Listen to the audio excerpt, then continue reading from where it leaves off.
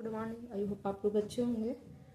आज हम बात करने वाले हैं जितने भी मिशन आए थे ना विद ईस्ट इंडिया कंपनी के द्वारा, कब, उत्तरवर्ती मुगल काल में, तो उसके बारे में हम बात करेंगे। इसमें दो मिशन क्या इम्पोर्टेंट है। एक है नॉरिस मिशन जो कि आया था 1600, कब आया था? 98 में। ठीक है, 1698 में आया था। इसका अध्यक्ष कौन थे? द नॉरिस मिशन था। इसका पूरा नाम आप बात करेंगे तो पूरा नाम है, इसका पूरा नाम है क्या? पूरा नाम है विलियम नॉरिस है।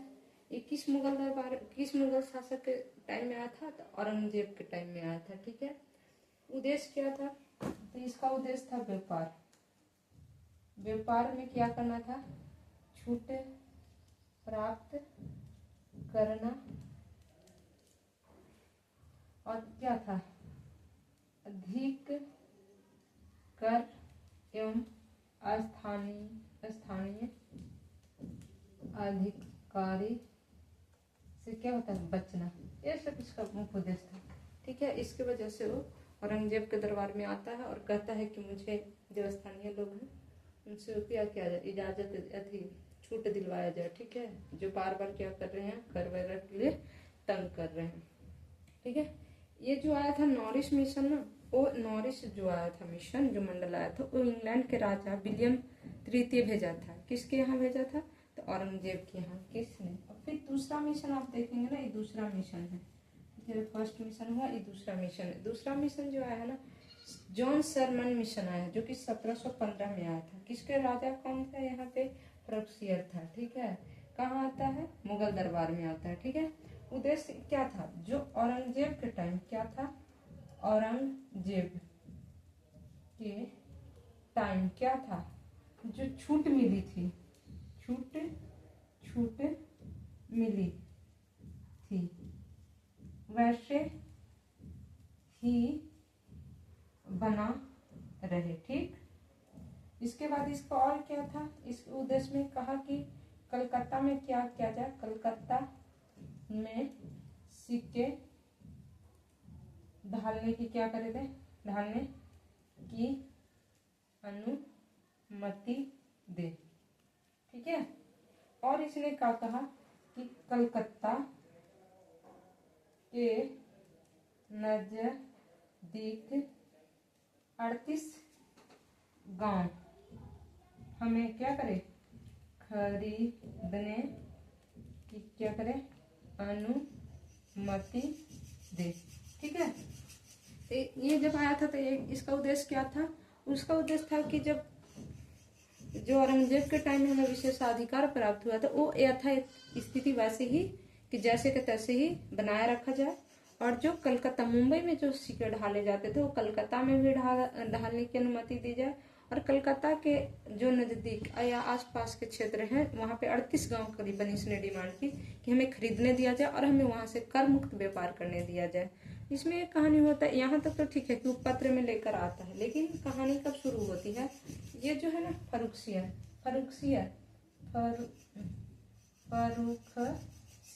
इसको एक रोग था। ठीक है, इसको रोग से ग्रसित होता है और ये सही नहीं होता है। हैमिल्टन चिकित्सक है, यहाँ पे है मिल्टन। हैमिल्टन क्या है? एक चिकित्सक है। ठीक है, एक क्या चिकित्सक है। ठीक है, ये क्या करता है? फर्रुखसियर को रोग को क्या करेगा? ये ठीक कर देता है। क्या करता है? ठीक कर देता है। अब इससे ये क्या हो जाता है? खुश हो जाता है। खुश होकर क्या करता है? ठीक है, आप आइए। और फिर व्यापार में क्या करता है? छूट देता है, छूट प्रदान करता है और एक फरमान जारी करता है। ये क्या करता है? फर्रुखसियर एक फरमान क्या करता है? जारी करता है। ठीक है, जिसे क्या कहा जाता है? Magna carta. इसका मतलब कि महान क्या होता है? महान अधिकार पत्र। विशेष छूट दी जाती है, उसी को बोला जाता है महान अधिकार पत्र। इस प्रकार से देखते हैं कि 1717 में फर्रुखसियर क्या करता है? एक फरमान। ये टाइम कब है? 1717 एडी में ये फरमान देता है। ठीक है, और इनको एक विशेषाधिकार प्राप्त होता है। इस विशेषाधिकार में जो मैग्ना कार्टा, 1 मिनट आप बैठ कीजिएगा थोड़ा सा।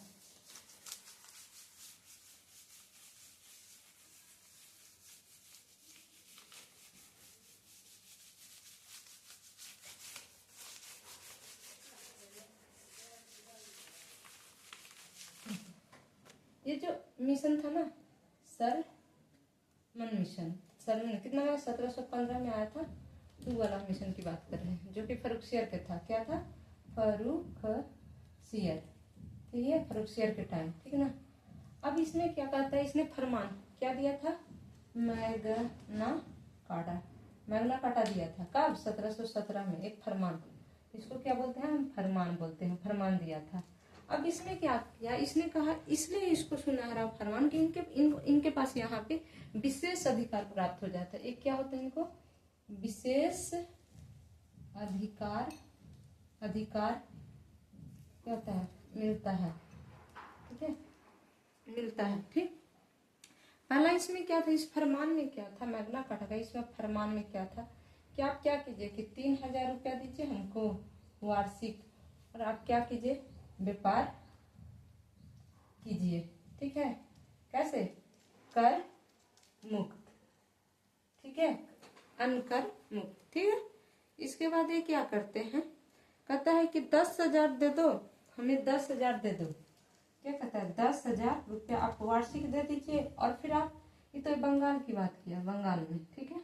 और फिर बोला कि ठीक है 10,000 रुपया दीजिए, और सूरत में भी आप, सूरत में भी क्या कीजिए, व्यापार की छूट दे देता। और तीसरा इसका इम्पोर्टेंट ये होता है ना कि जो बम्बई में कंपनी द्वारा सिक्के ढाले जाते थे वो पूरे मुगल राज में चलाने की, जो क्या होता है, जो बम्बई में क्या करते हैं, सिक्के ढाले जाते थे, सिक्के ढाले जाते थे, वो क्या, वो पूरे मुगल एम्पायर में, मुगल साम्राज्य में चलाने की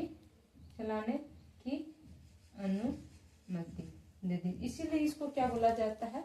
मैग्ना कार्टा बोला जाता है, मैग्ना कार्टा बोला जाता है, क्योंकि इतना अभी तक कोई राजा नहीं था जो इनको इतनी छूट दी थी। फर्रुखसियर पहला व्यक्ति बनता है जो इतना इसको छूट देता है, ठीक है। तो इस प्रकार से देखिएगा कि इनके टाइम में कितने मिशन आए थे, तो 2 मिशन आए थे, ठीक है। इसके बाद हम देखेंगे डेनिश का। डेनिश बहुत छोटा सा है, ठीक है। डेनिश चलिए, डेनिश हम देख लेते हैं, डेनिश, ठीक है। डेनिश को ये क्या करता है, कब आता है, तब 1616 में। देखिएगा इसका टाइम पीरियड कब है, 1616। ये कब आता है, 1616 में क्या करता है, भारत आया, ठीक है। और इसकी कंपनी, पहली कंपनी 1620 में लगती है। कब लगती है?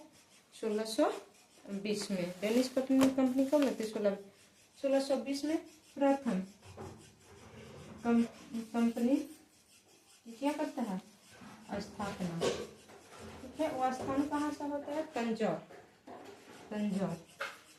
ठीक है। एक तंजौर में, कहाँ करता है? तंजौर में करता है, ठीक है। ट्रैकोवार में, इसका तंजौर के निकट एक स्थान होता है ट्रैकोवार में, ठीक है। यहाँ पे यह स्थापना करते हैं, ठीक है। स्थान होता है ट्रैकोवार, ठीक है। अब ट्रैकोवार में कर लेते हैं, लेकिन 1643 से लेकर 1609 के बाद देखिएगा ना, तो ये पूरी तरह से क्या होता है, इनकी गतिविधियां समाप्त होने लगती है। कब? इसका 1643 से लेकर 1669 तक ही मध्य इनका क्या होता है, व्यापार में क्या होता है, हास हो जाता है, क्योंकि ये क्या करते थे, मसाला के लिए स्पेशल आए थे, मसाला और कपड़े। और ये इनको कहाँ मिल रहे थे, तो इंडोनेशिया के आस पास तथा अन्य क्षेत्र में क्या होते हैं, शामिल। इसके वजह से इनको क्या होता है, भारत की और क्या होता है, कम ध्यान, ठीक है। इसके बाद देखिएगा ना 1670 में ये क्या करते हैं, दूसरी फैक्ट्री खोलते हैं, कहाँ पे, सेरमपुर। ये सेरमपुर कहाँ है, बंगाल में, ठीक है।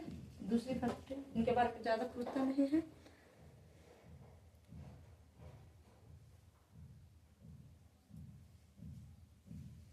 क्या होता है, ये क्या करते हैं 1676 तक ये